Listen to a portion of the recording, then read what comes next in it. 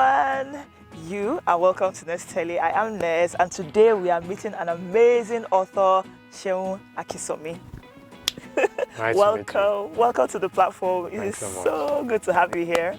By the time this video is going up, I'm sure you would have heard me talk about this amazing book, From Prison to Photography. So if you don't know about that yet, maybe you can go there and check it out before you come back and then watch this amazing author talk about his life. From prison to photography. There's one phrase that came out the instant I read this book, and that was, God messed me up. Forward. I've never heard such a I've never heard such a prayer before, right? God messed me, like, what was that? God messed me up. I think, when you get to a level where you are just tired of the hypocrisy that you feel you are living. Most people don't get to that level because the social media world we live in, many of us know that we are not that image that we portray online. You understand? So for me, I got to a place where in my relationship with God, I was always wanting a situation in which if Jesus comes now, he'll be like, good job, he can do this for me. And when I saw that what I was living in my private life was not, what was in my public, whatever, I was increasingly tired, especially when you're a leader in church again.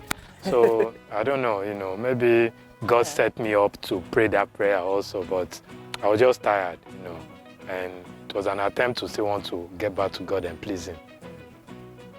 Do you think the prayer was answered? No, I know it was. I know it was because one of the things the people I respect and I love in the Bible is Joseph. I think we live a similar, life. And even though Joseph may not have prayed a similar prayer, but I've come to a point in my life where I know that God, works in ways that, first of all, we probably can never understand, but the end point is always good. That's why one of my favorite parts in the Bible is all things work together for me. Even if I had a friend that she just told me her husband, I don't know the husband died in November. I told her, look, all things work together, for good. So I know God, answered that prayer. If not, I won't be here. I'll probably be in America still. Maybe I would have been married to a white, psychopath woman or something. Maybe I'll be transgender now, I don't know, but Lord. So all things work together. Abby. Okay, so your believing that it worked was that you actually went to prison in the US. Yes. As that was the starting of that prayer being answered. Because prison was a place that I found myself so humble that I felt, look, you've lost everything. You cannot afford to be proud. In fact, there's maybe very few people that get to prison still have a pompous attitude. I met one Indian guy that was still, boasting, do you know who I am? Meanwhile, doesn't know anyone. But most people, when they get to prison, they become so humble. Usually they give their lives back to whatever God that they are serving. So for me, God messing me up. He saw that, prison fits this guy's destiny, organize, let them arrest him. Oh my God, that's so it was a humbling place for me. I imagine it was extremely, as in the emotions that can even be defined going to prison. Like, I won't say it was scary, but it wasn't just scary. Scary is like scary is too light. It was, I don't know, earth-shattering. I don't know. It was as close to having a heart attack. Yeah, because when it starts when you've been watching Law and Order this way, and then the police appears at the door and they're like, and these police people, they will respect you till they maybe even kill you. Like, so good afternoon, sir. We would like you to escort us. So from seeing that these were police at my doorstep, and I'm not an American. If you're an American, you can still argue with them, but you're a foreigner. And so from there, and knowing that you are guilty, you understand, and of course, procrastination. So from there, that's where I learned the new word, heart palpitations. That's your heart starts beating past normal rate. It's like you can hear it in your ear. Yeah, you can. To the head up until getting to the station, and they mention a name that I'll never forget. So do you know Christopher Smith? And they were like, that guy where I know refund his money. So it was it was a scary part when you add everything, the fact that I'm the first of 5 children in my generation, I'm the first they sent abroad. So all these expectations, and I'm like, see how you fall the hand of not just your parents, but the hand of Nigeria. Because, I mean, you were in the papers. Yeah, you were in the media. But you know, interesting, you said something in the book, you were talking about how in jail, or in prison, sorry, they were looking at you as, you're like a whiz kid now. And the thing is, in prison, you know, just like different people see different situations differently. In prison, people always want to know what got you here. Yeah. So when you are in the midst of people that, the people they hate the most in prison are people that rape children. Yes. Anything that has to do with rape or child, you know, you kill a child, they may probably kill you in prison. The prisoner itself, they know that there are some sins that are bigger than. So, but when I got there and, you know, I saw that, you know, many people are there because of anger issues. They beat up somebody or they kill somebody. Yeah. If you killed an adult, it's still okay, but a child. So I was there after sharing my story. I was like, you know, Don. I was even surprised. Don Bao, if you hear what my parents, you know, I later found out my dad had a type of heart attack. How can you say I'm like a respected guy? But to them I was, compared to the other crimes that people were in there for. One thing I noticed a lot in the book was a show of guilt. Whether it's guilt, regret, you know. Is it guilt, regret, or remorse? Maybe or remorse. Maybe a combination. It's I saw guilt, remorse, regret, and even shame for that particular thing that happened. It was a major, and it was very impressive that you were able to actually. It looked like you had sought it out. Does that make any sense? You'll be able to sort through it for you to be able to write about it the way that you did. That was especially, you know, writing about it 21 years, you know, later. After, that the shame that I felt then, especially when you realize, first of all, I'm the first of 5 kids. I know the trouble I had given my parents before they took the chance to say, let's send him abroad. And then that was now like the height of it. And I know what I had done for the sake of Christianity, because I became a Christian shortly before I traveled abroad. And at one point, I was so fanatic that my dad one day told me, can you let me get that beer there? And I was like, Daddy, you know, Christians don't give beer to anybody. And so all the things that I put them through, and I was not, so it was, you know, a shameful thing for me, even though I've met many people that don't necessarily feel that much guilt the way I felt it. Maybe because I say I had small spirit of God inside me, maybe, you know. It was, I don't know, it was very impressive, I have to say. However, I can't help but point out the relationship with, I would say, parents and children in general. Was there, I don't know how to put it, was there another way your parents may have been with you that would have made you, I don't know how to put the question now, process and even do things differently? Because a lot of times, the things that you did, you considered them bad, but you just kept talking about how your family would see it. Okay. Do you understand? So it's like a lot of times you were looking at, while it was bad what you did, but more importantly, it was bad for your parents, looking at it that way. Does that make any sense? So, yeah, I think maybe looking at how we were raised. Because we were raised differently compared to the way we are raising our kids now. Okay, yeah. So for me, I looked at how many times, you know, when I did things wrong at home, they didn't even hesitate, punishment, you know. And prior to going to US, I had been sent to my uncle's house where his own punishment was koboko. So looking at all, maybe that's why I'm even still having a slim stature, because different type of military punishment, you know, at home. So the fear of, you know, disappointing these people, not that I was fear of the punishment, but if I'm to go back in time, or if, with my daughter that I have right now, I probably will not be quick to recommend parents sending their children abroad to a Western university without them being there, if they've not prepared the child 2 to 5 years in advance. Oh, wow. Okay. So when I say 2 to 5 years, I'm like, you know, right from when they are in GSS2, GSS3, you're already inculcating values that you know that if you are not going to be there when it's SS3, this child will still survive. You understand? So for me, that, you know, was not the foundation was not there. And my parents just felt, we have uncle friends in US, if he stays with them, and most of the time, there's no way your friend will take care of your child as much as, you. Well, maybe in some cases, maybe better, but, because there were things that my dad's friends, did that till today, my parents don't know.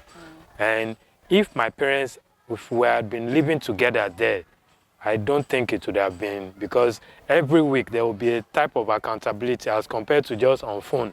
On phone, it's easy to lie to them and say, which is what I did. Daddy, I've graduated. I'm doing my master's now. Who is verifying all those information?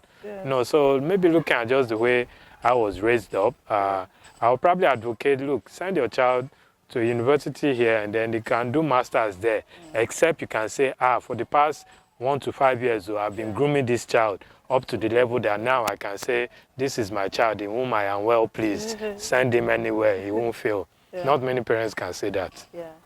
And it also calls to, I think, the need for attention for kids. You actually said something one time when I think you were sick, and you loved the attention that you got from your parents. That period that you were like, that's how it's like as if you should not be sick more or something like that. I've never heard that. I was like, why would I want to be sick? In fact, what came to my mind is that was the first time I can remember my dad giving me a gift that I felt came out of love, a brown leather belt. It was not just sickness, I had just, attempted suicide. I drank Valium tablets, and so they discharged me, and my room was like next to my dad's room, and it was like, the way they were taking care of me, that was the first time I could say I felt loved. And it's a sad way to remember, how you grew up, because in fact, sometimes my parents will put, maybe I'm doing a punishment, maybe frog jump, and they'll go out. And maybe you hear them driving out, but you are afraid that maybe they didn't really drive out. So sometimes 2 hours, 3 hours, you are still, there. So that fear that you'll be like, am I even sure these are my real parents, So compared to that love you now felt when I was recovering, I'm assuming some parents still make their children feel that way. I see some parents like that, but it's a sad way to raise, children. Even though I know that they probably did their own best to them. Yes, they were doing what they thought was best for you. Wow. Okay, so from prison to photography. First of all, the title. Why did you use that? I mean, it's clear, but why did you use that? Okay, so I think knowing that I've been in US for a while, and how whatever you want to push out into the market, first of all, you want as many people as possible to get it. And the first title that actually came was P Square. And I threw it out there online, and that was like 10 years ago. And many people were like, I'm taking advantage of P Square's name. The book is not even about them. People will now buy it thinking it's P Square. So for me, maybe because I also I'm an entrepreneur to the core. So as much as I feel I want to share my story, this story better get to as far, ends of the earth as possible. So there were two, in fact, I would say there were two titles. The second one wasn't by me. One of my grand aunties, she also is into books. So I told her, Ma'am, this book titled From Prison to Photography, and I realized many Nigerians are not good at sharing the mistakes of their life. She was like, no, how can you, put such a title? No, you should title the book, How God Has Brought Me Thus Far. I was just looking at that. It's only you that... first of all, that's a good name. It suits the Nigerian landscape. Cliche, But this is whatever that most people know me in photography. And then anybody that has gone to prison in the history of humanity, their story is usually sweet. Whether Joseph, whether Obasanjo, people that have gone through prison, whether Mandela. In fact, as time went on, I was like, wow, I'm in good company. Mandela went to prison, Obasanjo went to prison. Of course, I may not compare myself to some musicians that are, some died there, but prison is where great people were born. So maybe I just decided to link it with, photography and no regrets. So, photography, how's it been? I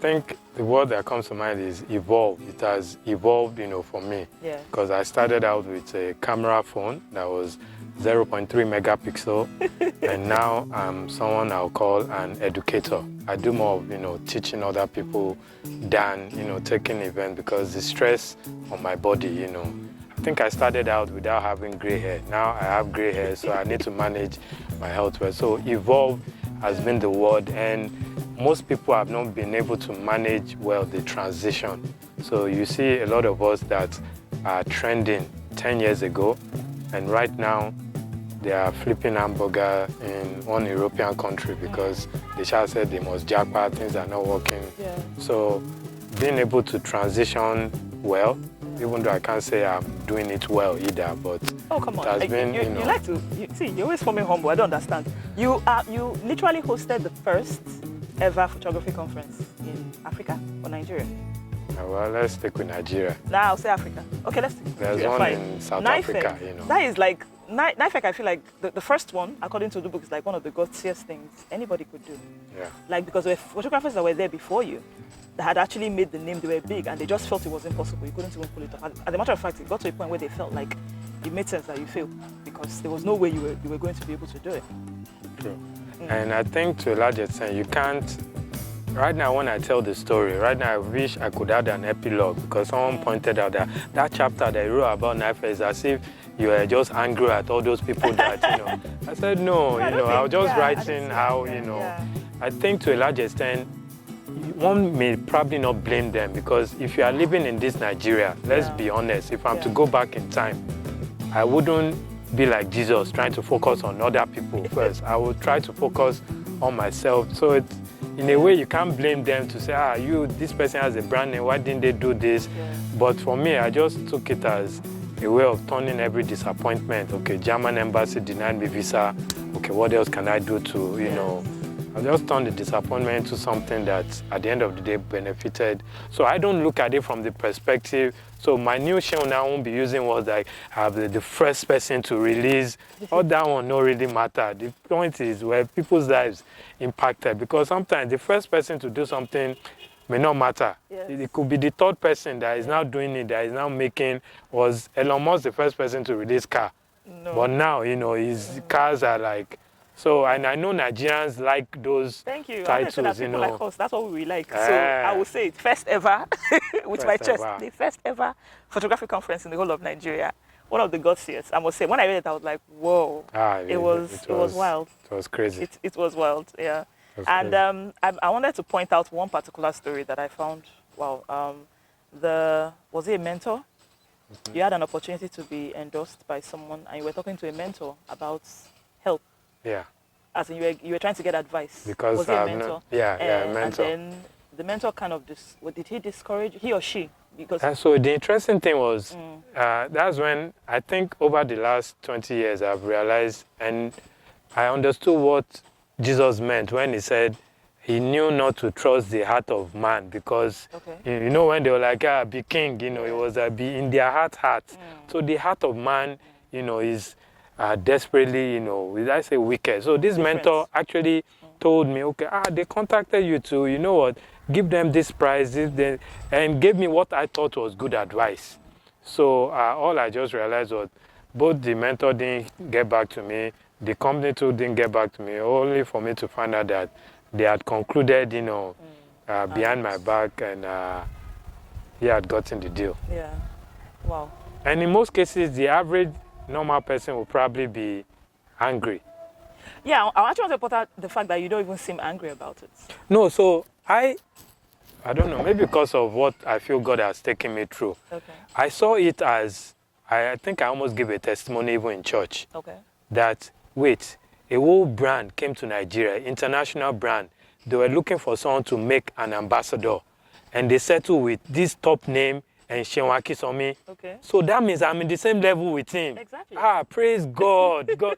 So after that, I did something that he probably still he's not conscious of. I actually took a gift. At that year, that gift was worth 100K. And it was an expensive printer, a photographer, printing. And I went to meet him. I think I gave two people, that mentor and another person that I respect, Aisha. Ojikuta, because the whole thing started with Aisha. Aisha just had a baby then. She was like, I can't be an ambassador, but I recommend Seun with what he's doing. So I gave both of them, because for me, it was more like, okay, these are great people. If I can give and tap into their destiny, that means my own will soon come. And guess what? I think about 5 years later, my own eventually, came when I signed the deal with Canon. So that perspective, not many people see it from there. Even my wife was like, no, that guy, you should not talk to him again. Next month, I will still get him. But just that I know I'm wiser now. So next opportunity that came, I called my mentor that was abroad. I called Joe McNally and Michael Greco. At least I learned that don't call local champions, consult, people, because literally we are not competing with the same, and then it helped. So it just made me wiser, period. Oh, that's wonderful. So what next, book-wise? I know you're working on other projects. As a matter of fact, I saw on your Facebook recently that is a book that you're writing with, I've forgotten his name. Mr. Theophilus. Mr. Theophilus? Modamo. Yeah. Okay. So he's one of the legends in the event industry, and I think he's gotten to that stage in his life. And same thing with me too, where it's about time we start documenting this our brain. Since there's no technology that can freeze brain yet, let's pour it into books. Because you go to events and you see photographers wearing slippers. You see photographers that if you ask them, when last did you use deodorant? They will probably tell you during my naming ceremony, So many people don't know the ABC to doing this stuff, the technical part and the business part. So we decided, look, let's package a book. And for me, it's kind of like an instructional... Yeah, kind of that anybody that wants to get into event photography, anybody can pick up and, eventually learn from us indirectly. Oh, that's great. So that's coming out or is it already out? No, that will be out later in the year, whether December or 2024, because we are particular about quality. So because I also have 3 books before that, so there's a calendar. My next 1 to 10 years is about writing anyways, because that's what I feel, that's my full-time. The next one that is coming out, what's it about? It's on overcoming depression and suicidal thoughts. Okay. That was something you talked about a couple of times here. Yeah, because I realized that is something that is so a common denominator in the average human being alive now. In fact, talking about my consultation for people, in that book, I recently found out in my research, the second most depressed people actually are people that are staying in America. Yes. Presently, the number 1, most depressed people is Ukraine, as of last year. Maybe because of the war. Most people are. So if many people are relocating to US, a place like US, and I've been there, I'm like, look, if I can write a book to, first of all, let you know what to expect, hopefully you realize, okay, what is even causing the depression, some of which I know. Sometimes we just are overly ambitious. You are 20 years old, you are believing God for a helicopter. For what? It's true. And then it doesn't come next month. You are like, I have not made it. So, for me, writing that book is I just feel a fulfillment knowing that I'm impacting as many lives as possible. And so for me, that was also like an instruction, like what to do in case you feel it's based on what I've done. Yeah. Because I've been through what I'll call, I've graduated PhD level when it comes to Shege. When you go to University of Life and you are studying Shege, so I've done masters, I've done, PhD, and I feel I know a few things that the average person, can take home. So from parents to as a child to as a teenager, I feel it's an all-encompassive, book that will help a lot of people. Oh, okay. Wow. Thank you so much. Thank you so much. This was awesome. Thank you so much for spending time with us. Thank you so much for sharing this story. This story is like, I went through, I don't know how many emotions I went through. I don't know. Maybe if you ask my husband, I was halfway into, I'll stop the book and say, can you believe what happened? And I'll just sit there like, this one happened, that one happened. I've had the parent that was crying. I don't know her. Yeah. She said she was weeping. Because apparently somebody actually bought 5 copies of this book, one of the orgas in Daystar, and I just met him one day to give him his copy, and he was greeting someone. So he just gave him, this is your Christmas gift too. So it was that guy's wife that read it at home, and she was weeping because she was like, she stopped me the next Sunday, because she saw my picture. Are you the one that wrote, that when I read about you, it's exactly the picture of my son. That my son is living the life that that his guy is messing up, So I was like, so when she now got to the part where things were turning around, she now called the daughter. Tola, come, things have started turning around. That means there's hope for, So she was just telling me that, testimony, and that's one of the reasons why I write, knowing that the money may not come now, but the fulfillment, is coming, and that's enough as daily bread for me. And meanwhile, my daughter wants to meet you, by the way. Okay. Yeah, because she was asking me what's the book about. That's what we do now. Okay. I'll now try and give her, it's like, okay, so do you know him? I said, well, he goes to our church. You're like, okay, can I meet him one day? If we see him in church, sure. Why not? So she would like to meet you one day. to be an honor. Yeah. Oh, thank you so much for coming by. Thank God. Guys, I imagine that I don't know how long this video is, but I just want to say thank you so much for coming by. Hope you enjoyed this conversation. I'll write his details in the description box, or even on the screen somewhere now. I'm sure you can see it. You can find him on Instagram. You can find him on Facebook, and the book is available at Roving Heights. And if you're not within Nigeria, you can get it on Amazon. Right? So it's available at Amazon. This book, I'm telling you, this book we don't skip it for any reason. Okay? Thank you so much for watching, and until next time, bye.